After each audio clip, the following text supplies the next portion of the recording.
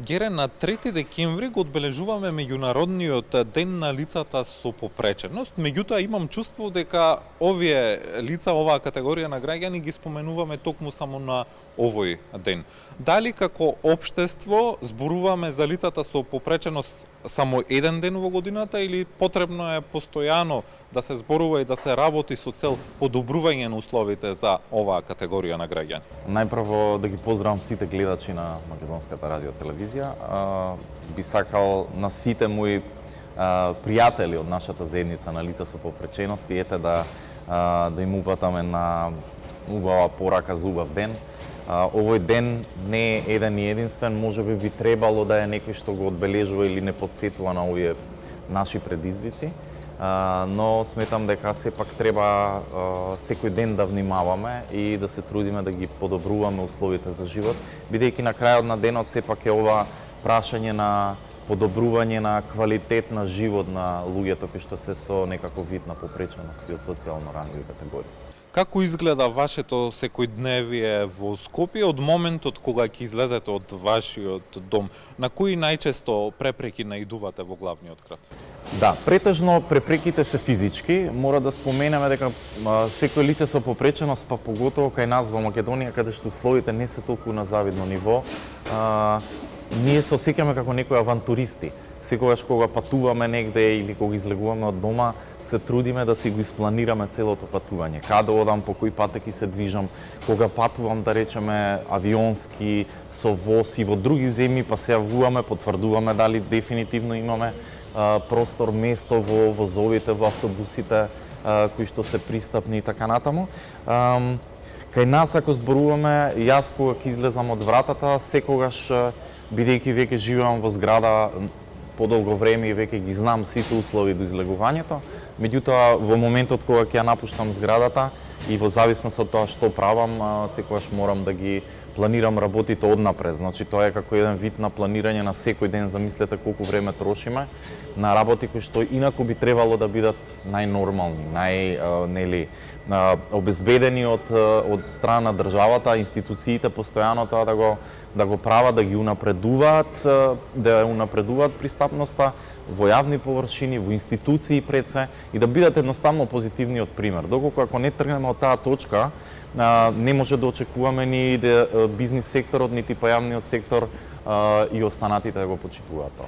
Често велите дека пристапноста кај нас функционира на принципот донеси и заборави, што најмногу недостасува стандарди, инспекциски надзор или пак политичка волја? Прети се политичка волја. Мислам дека ова прашање не е прашање кое што не може лесно да се реши. Она што можеме да го направиме е да седнеме на маса сите оние кои што се засегнати имаат квалитетно влијание за овие работи да се подобрат. Она што треба институциите да го направат е да ги чујат нашите мислења, меѓутоа е да имаат одговорни лица кои што ќе бидат задолжени конкретно за оваа тема, бидејќи доколку го правиме тоа на ниво мултисекторски, тоа е добро, меѓутоа мора еден човек од секоја институција да биде задолжен за ова, за да знаеме дека од град Скопје имаме човек кој што е задолжен за подобрување на пристапност.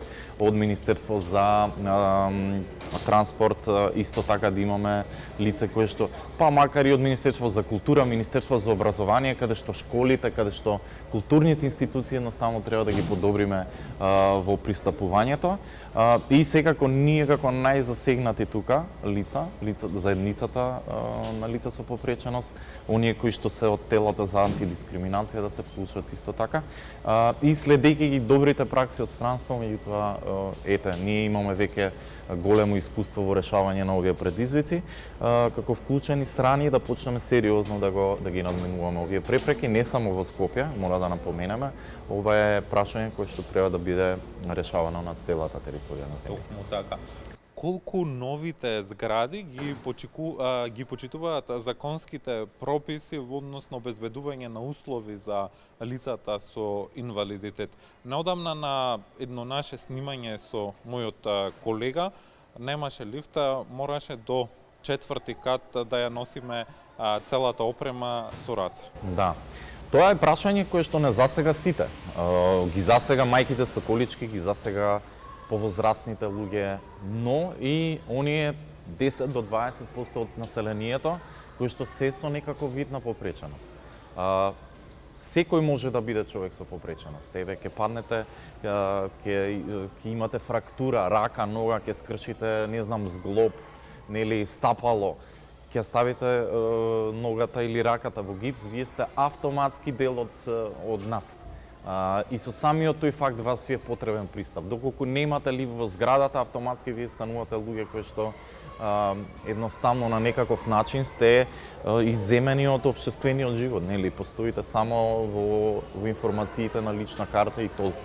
Она што би го апелирал овде и добро што го начна како прашање, нажалост, оние што се изведувачи во поново време внимаваат, меѓутоа не е тоа по стандард. Значи да не се лажеме дека ако ставиме рампа која што не е доволно пристапна, дека тоа е по стандард или е законски. Од друга страна ги имам институциите кои недоследно овие прекршоци ги санкционираат, но исто така да не заборавиме дека по закон секој кој што гради треба да има да ги почитува оние стандарди што се пропишани по закон, меѓутоа не е само да го направите, туку треба да внимавате со какви материјали градите. Ако рампата е со лизгави плочки, автоматски вие се лизгате по таа рампа и таа е нефункционална рампа. Второ, нагипот треба да биде под 8%, што е светски стандард кај нас воопшто скоро и да не се почитува. И да речеме, ако зборуваме за градење на згради, на ниските спратови треба да имате минимум еден стан кој што би бил за лица со попреченост.